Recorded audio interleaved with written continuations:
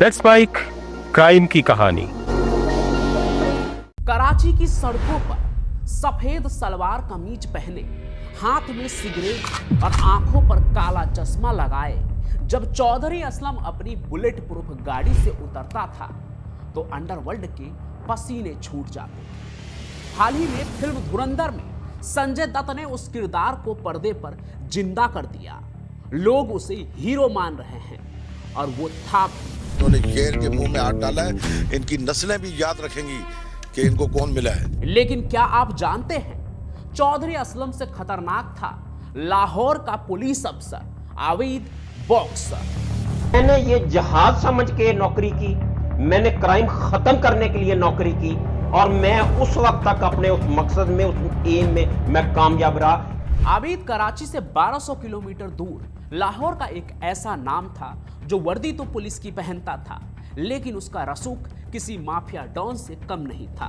वो मुक्केबाजी का चैंपियन था, वो इनकाउंटर का उस्ताद था और वो राजनीति के गलियारों का सबसे गहरा राजदार था। हेलो दोस्तों, मैं Pancham Prakash and welcome to the dark story of another Chaudhary Aslam, जो उससे भी ज्यादा रंगदार था, एक नेशनल एथलीट जो बाद में पाकिस्तान पुलिस का सबसे खतरनाक हिटमैन बन गया।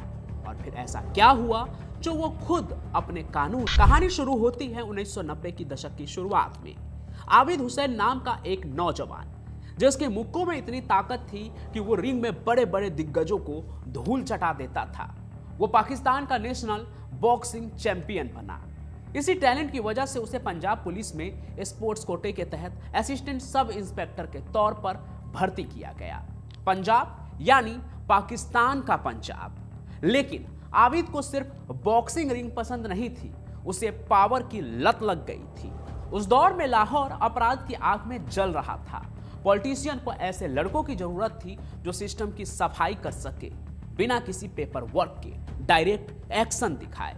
इसलिए आबिद बॉक्सर को प्रमोट करके इंस्पेक्टर बनवा दिया गया और उसे लाहौर के सबसे सेंसिटिव इलाकों का इंचार्ज बना दिया गया। यहीं से शुरुआत हुई एनकाउंटर राज की। इनकाउंटर स्पेशलिस्ट के नाम से मशहूर साबिक inspector Abid boxer. Abid boxer Lahore police का एक ऐसा शूटर जिसकी वजह से अंडरवर्ल्ड अंडरग्राउंड होने पर मजबूर हुआ। फिल्म धुरंधर में हमने देखा कि चौधरी असलम को इनकाउंटर स्पेशलिस्ट कहा जाता था, जो हवा हवा गाना बजा के किसी को भी हवा में उड़ा रहे थे।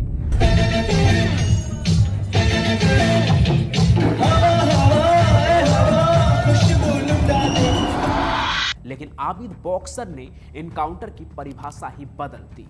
उसने लाहौर में क्रिमिनल्स को सीधे सीधे मारना शुरू कर दिया।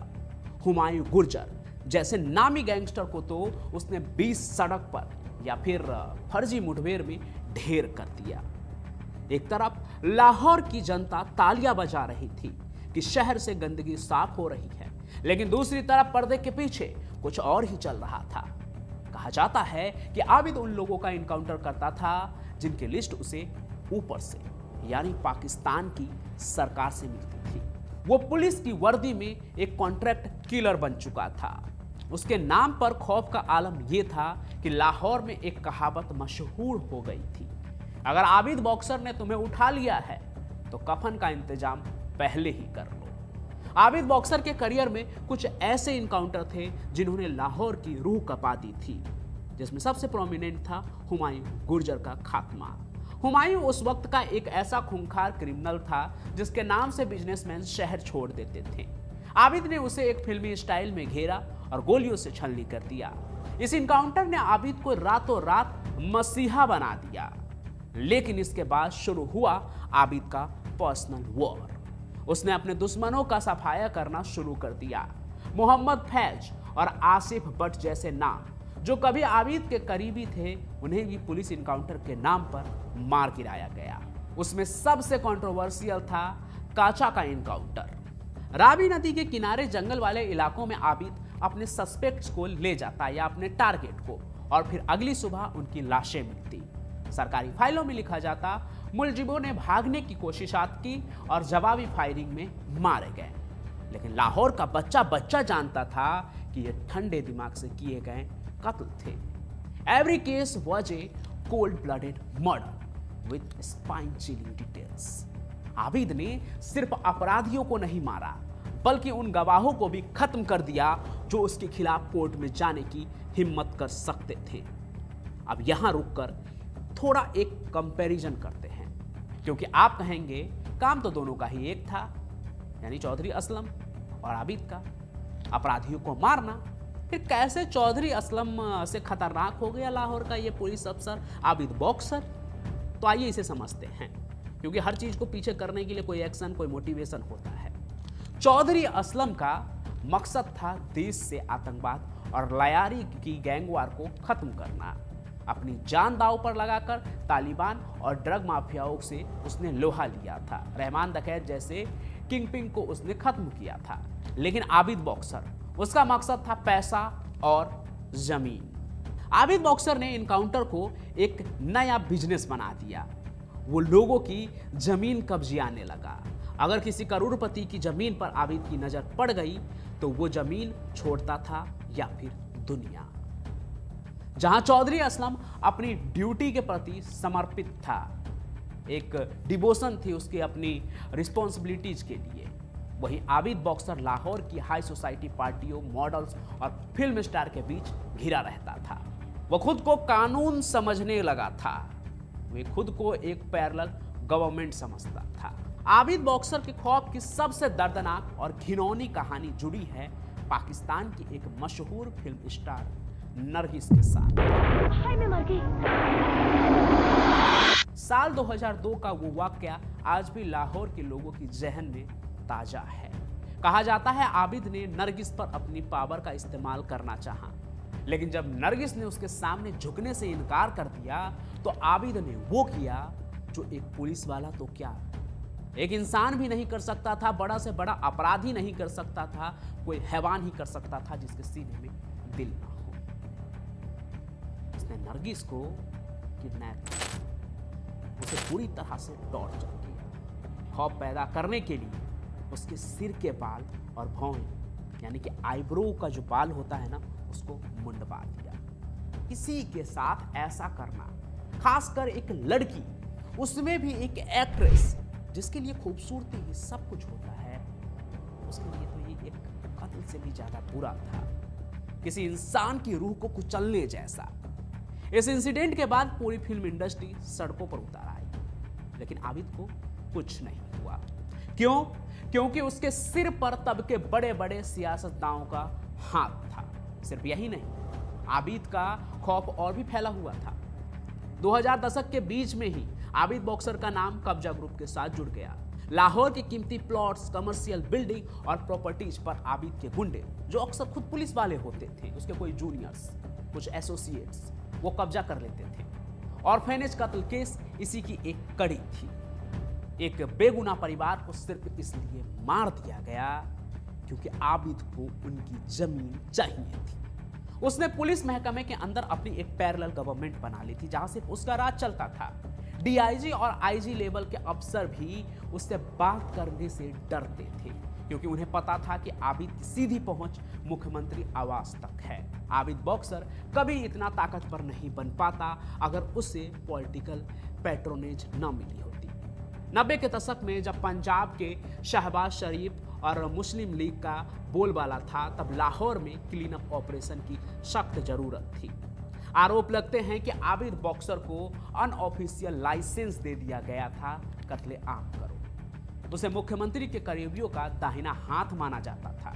सियासतदानों को ऐसे कारिंदों की जरूरत थी जो बिना कोर्ट कचहरी के चक्कर काटे ही उनके विरोधियों को चुप करा सके। आबिद ने इसी का फायदा उठाया। वो राजनीतिक रैलियों के लिए भीड़ जुटाने से लेकर विपक्षी नेताओं को डराने धमकाने तक का काम करने लगा।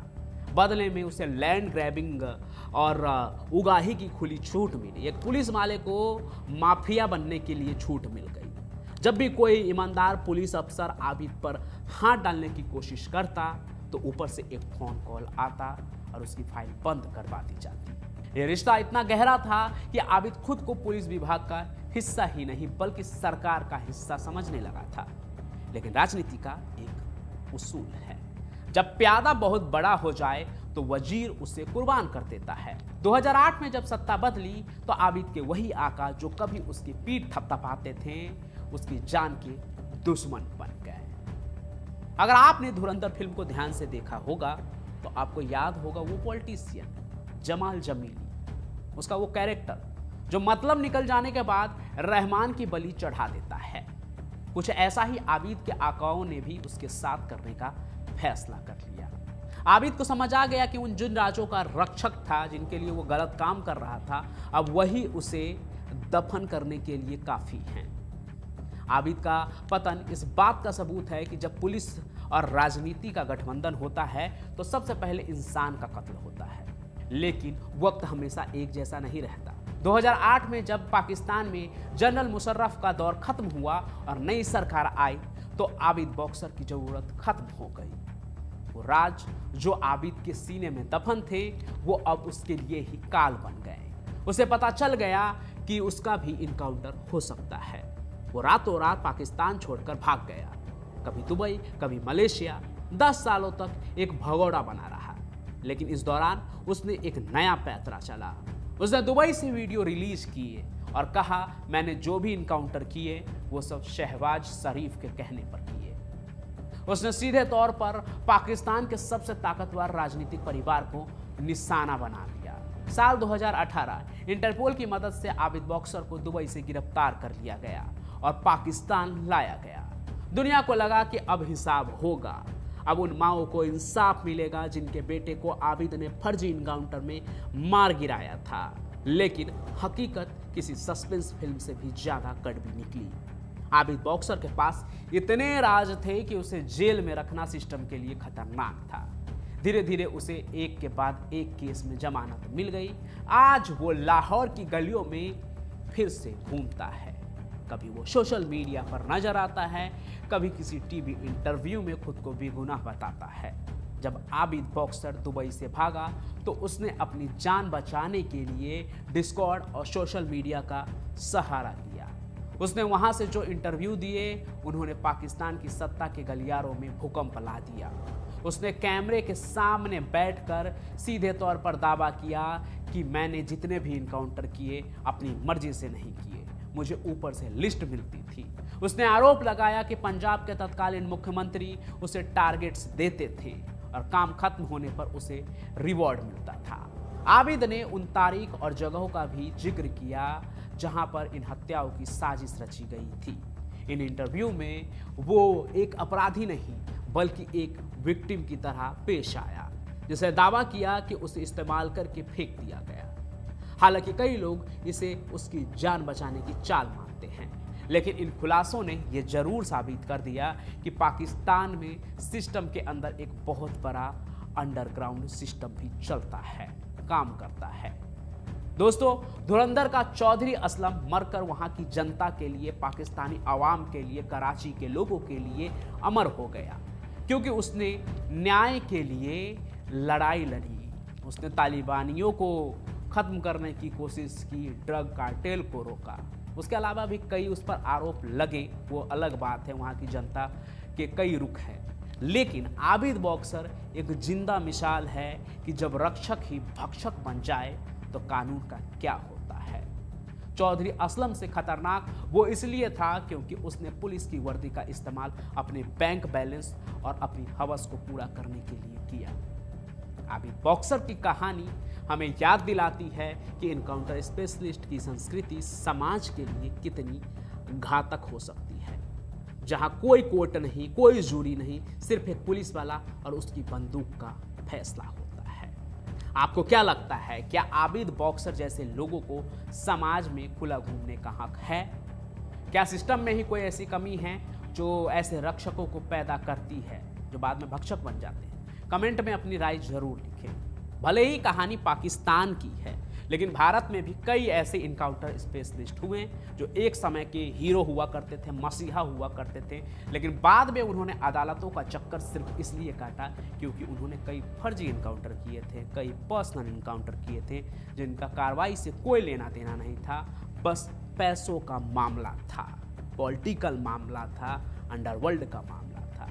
ऐसे कई इनकाउंटर स्पेशलिस्ट है और उनकी कहानी है। अगर आप चाहते हैं कि वो कहानी भी, उन अफसरों की भी कहानी मैं आपको बताऊं, तो आप कमेंट में उनका नाम जरूर लिखें। साथ ही आप भी बताएं कि भारत में ऐसे ऐसे इनकाउंटर स्पेशलिस्ट कौन हुए जिन्होंने अपने मतलब के लिए बेगुनाह लोगों को मारा या फिर फर्जी इनकाउंटर किए। वो सभी नाम आप लिखिए। अगर आपको ये वीडियो पसंद आई हो तो इसे लाइक कीजिए, उन लोगों के साथ शेयर भी कीजिए जो फिल्म धुरंधर देखने के बाद पुलिस के असली चेहरे को जानना चाहते हैं। ऐसी और अनसुनी कहानियों के लिए हमारे चैनल को सब्सक्राइब जरूर कर लीजिएगा। और साथ ही साथ अगर आप मेरी ये बात सुन रहे हैं तो आप सभी का बहुत बहुत धन्यवाद, क्योंकि आप कहानी को अंत तक देखते हैं। तो आप कहाँ से कहानी देख रहे हैं और आपका नाम क्या है वो भी कमेंट कीजिए, बहुत सारा कमेंट कीजिए। बाकी मैं पंचम प्रकाश अगले एपिसोड में आपसे मिलूंगा किसी और कहानी के साथ। तब तक के लिए स्टे अलर्ट एंड सेफ। जय हिंद, जय भारत।